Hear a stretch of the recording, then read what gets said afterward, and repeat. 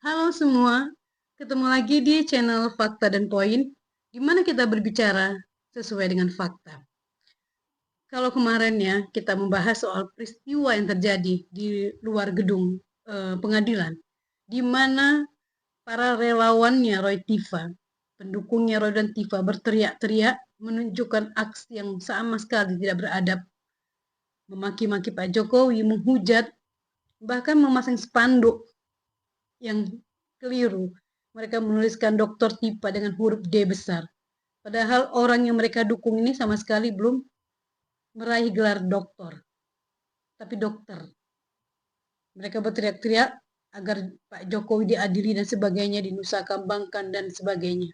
Dengan kata-kata yang tidak pantas, yang kita sendiri malu untuk mendengarnya. Tapi apa yang terjadi di dalam ruang persidangan? Pengacara Tifa membuat eksepsi atau perlawanannya dengan judul Indonesia menggugat dugaan ijazah palsu Jokowi bla bla bla bla. Pokoknya diawali dengan kata-kata Indonesia menggugat dan dugaan ijazah palsu Jokowi. Indonesia menggugat. Indonesia yang mana yang kalian maksud?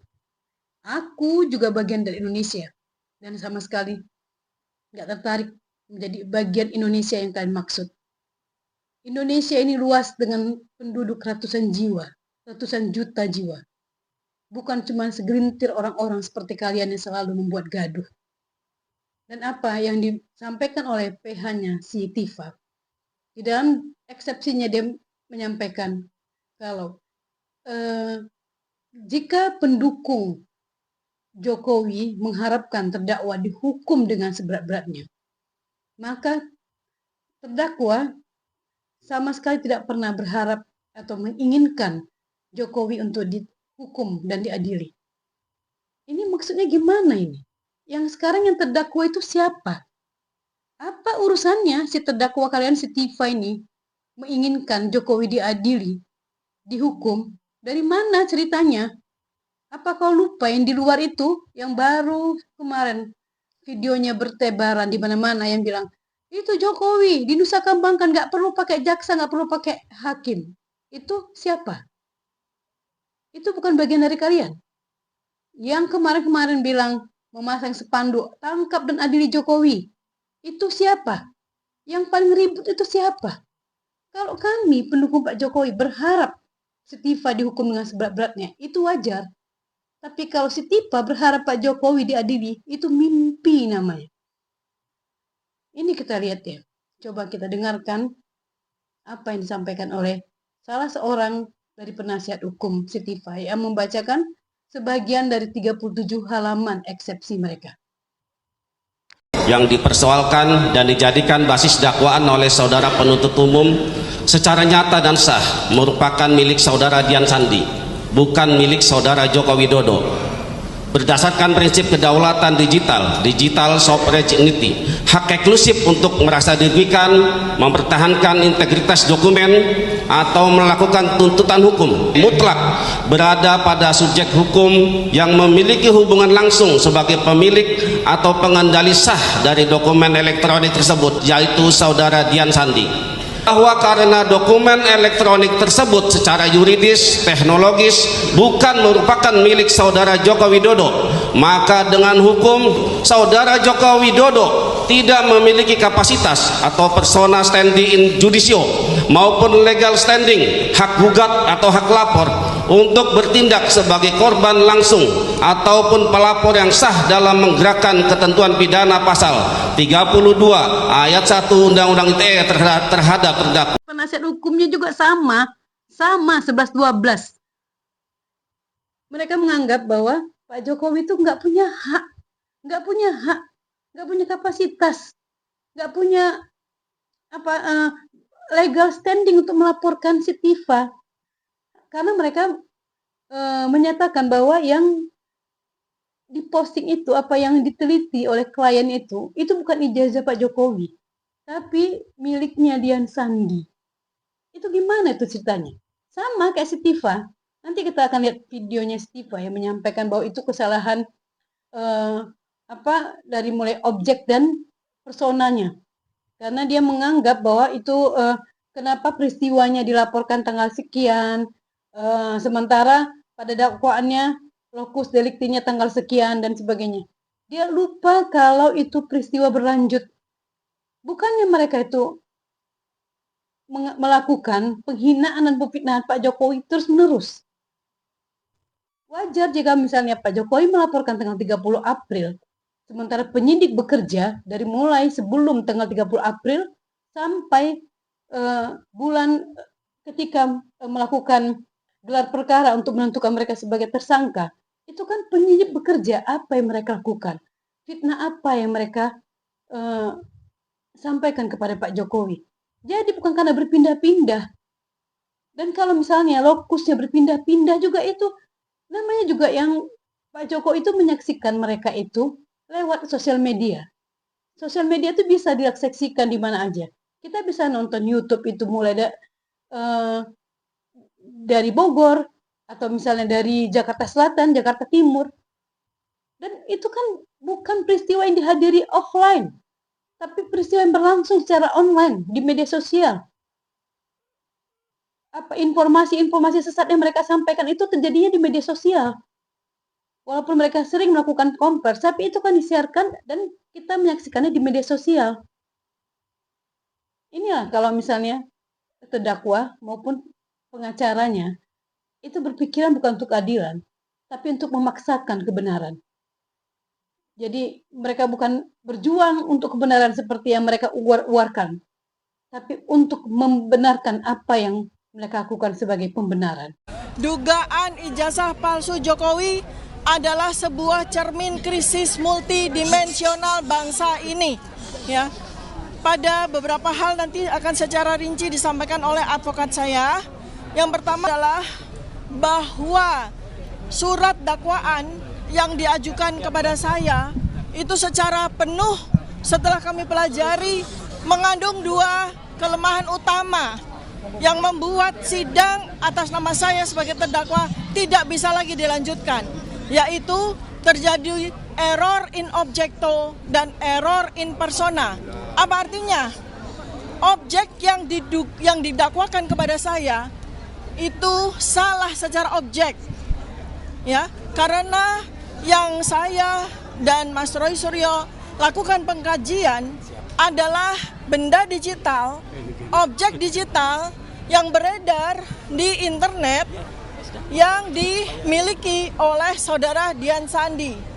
Kami sama sekali tidak melakukan pengkajian, komentar apapun terhadap dokumen digital yang diakui oleh saudara Joko Widodo.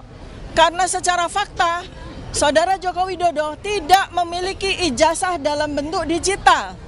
Jikalau memang benar beliau adalah lulusan Fakultas Kehutanan UGM tahun 1985, jikalau benar, maka dokumen yang dimiliki adalah dokumen yang bersifat analog, di mana kita semua sampai dengan 11 tahun kita menanti sama sekali belum pernah ada kemunculan dari dokumen ijazah tersebut.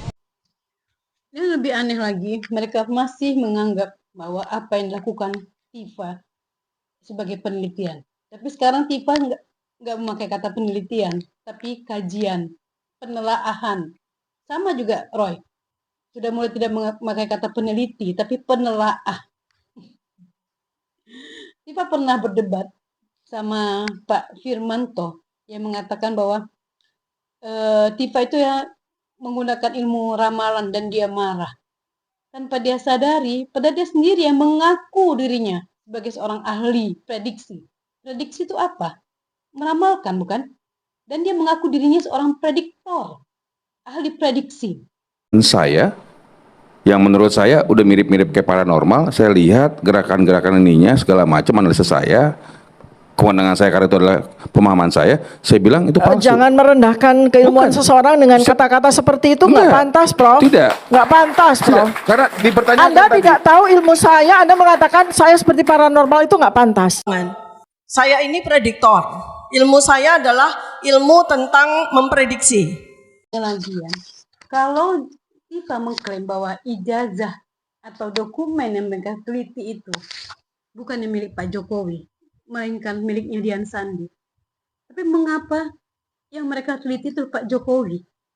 Mengapa mereka sampai meneliti soal KKN di desa Ketoyan, sampai pergi ke desa Ketoyan, dulu masih ada Rismon dan juga dua sekondan Michael dan apa itu si Janes itu. Nah, sampai ke rumah Pak Kasmujo, sampai ke bahkan yang ironisnya sampai ke makam keluarga Pak Jokowi, sampai meminta ke UGM dokumen-dokumennya Pak Jokowi, sampai menganalisa wajah Pak Jokowi, perbedaan bahwa mata Pak Jokowi, hidung Pak Jokowi, bibir Pak Jokowi itu bukan Pak Jokowi, melainkan sepupunya Dumatno. Kalau memang itu ijazahnya milik dari Dian Sandi, kenapa bukan Dian Sandi yang mereka teliti? Mengapa mereka sampai pergi mendatangi semua institusi yang berkaitan dengan Pak Jokowi? Pergi ke KPU, sampai melaporkan ini sampai ke KIP, tapi atas nama Pak Jokowi.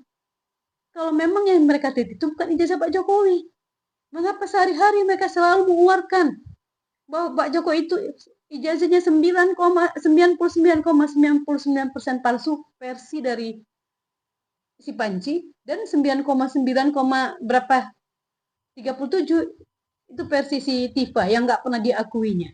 Itu bukan domainnya katanya. Tapi dia lucu, nanti kadang-kadang 89, kadang-kadang 90,37. Ini nggak pernah tepat apa yang disampaikannya. Kalau si Panci tetap 99,99% palsu. Tapi si Tifa ini aneh. Kadang-kadang 93, kadang-kadang 97, ini 99, sekian persen palsu. Sampai mereka melaporkan itu ke pengadilan Citizen Lawsuit atas nama Pak Jokowi. Toh katanya yang mereka teliti itu bukan Pak Jokowi. Nah, lantas dengan semua yang mereka lakukan itu, termasuk ini nih yang paling menyedihkan, ini diposting oleh ajudan Pak Jokowi. Ya, ini bukanlah ibu kandung dari Joko Widodo. Wijiatno Notomiarjo ini lahir 30 Desember 1940. Sementara Pak Joko Widodo itu lahir 21 Juni 1961. Ya, berarti Pak Wijiatno ini seandainya dia adalah bapak dari Jokowi masih berusia 19 tahun ketika itu. Kan nggak lazim ya bapak 19 tahun. Kemudian kalau Ibu Sujiatmi ini juga lahirnya 15 Februari 1943. Jadi muda sekali. Kalau seandainya ini adalah ibu kandung dari seseorang yang lahir 21 Juni 1961 kan muda sekali berarti ketika melahirkan Joko Widodo. Jadi kelihatannya kita bisa berhipotesis ya Mas Roy bahwa ya ini bukanlah ibu kandung dari Joko Widodo. Kami juga tidak memaksa orang yang membenci harus menjadi sayang. Itu hak dalam negara demokrasi. Orang mau memuji Pak Jokowi silakan. Sampai kapan pun silakan. Sampai ke akhirat pun benci ya sudah monggo-monggo kerso. Tapi izinkan juga kami ingin meluruskan persoalan kuliah ini, Bu. Ya, karena lagi-lagi buat Pak Jokowi, beliau sendiri dalam kondisi keluarga yang sangat terbatas, hidup di Bantaran Kali, menyelesaikan perkuliahan sampai bisa masuk di fakultas yang cukup ternama juga suatu kebanggaan.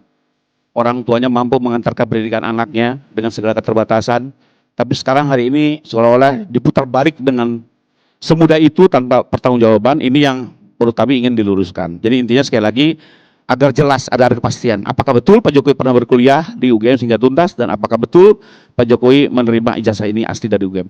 Hanya itu. Dan biarlah di dalam negara hukum ini ya akhirnya yang bisa memutuskan pada saat terjadi perbedaan mendapatkan pengadilan. Kembali lagi, Pak Jokowi tidak mau ngejar soal pembidaan apa segala macam. Nanti di sidang beliau akan menyatakan itu. Nah, terkait dengan yang Ibu katakan, apakah Pak Jokowi akan hadir? Kebetulan kami 1 minggu yang lalu kembali bertemu dengan Pak Jokowi di Jakarta. Beliau hadir habis upacara Bayangkara dia. Kami diundang dan saya menanyakan kembali. Bapak, ini sudah banyak wartawan bertanya, apakah Bapak akan hadir dalam persidangan Ibu Tifa? Beliau menyatakan akan hadir secara fisik dalam persidangan, tidak melalui Zoom, ya, karena beliau ingin menunjukkan penghormatan saja kepada lembaga peradilan, datang seperti rakyat biasanya, memohonkan melakukan upaya hukum dan memohonkan keadilan pada hakim. Pantaskah ini dilakukan oleh peneliti sampai ke makam keluarga seseorang yang mereka klaim itu bukan pemilik ijazah yang mereka teliti? Kenapa bukan ke makam keluarganya Dian Sandi?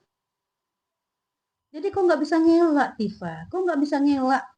Banyak hal-hal yang kau lakukan itu berkaitan dengan Pak Jokowi. Kenapa sampai kau ingin memeriksa otak Pak Jokowi?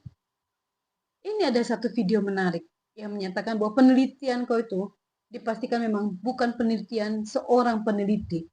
Nih dia. Saya exercise dengan beberapa foto yang dinyatakan ini sebagai semua adalah fotonya Pak Joko Widodo waktu Itu muda. udah ada di X ya? Ya. Saya buat exercise kan dengan sekelompok foto Joko Widodo waktu muda yang berkacamata, berkumis, hidung agak mancung, bibirnya biasa gitu, saya hitung dengan 17 variabel keluar. Ternyata Hasilnya? similarity-nya itu hanya 1%. Perbedaan antara kedua kelompok foto itu 99,71%. Itu orang yang berbeda. Jadi ini kalau ada emas 24 karat, ini palsu 24 karat. Iya, 99,71% gitu.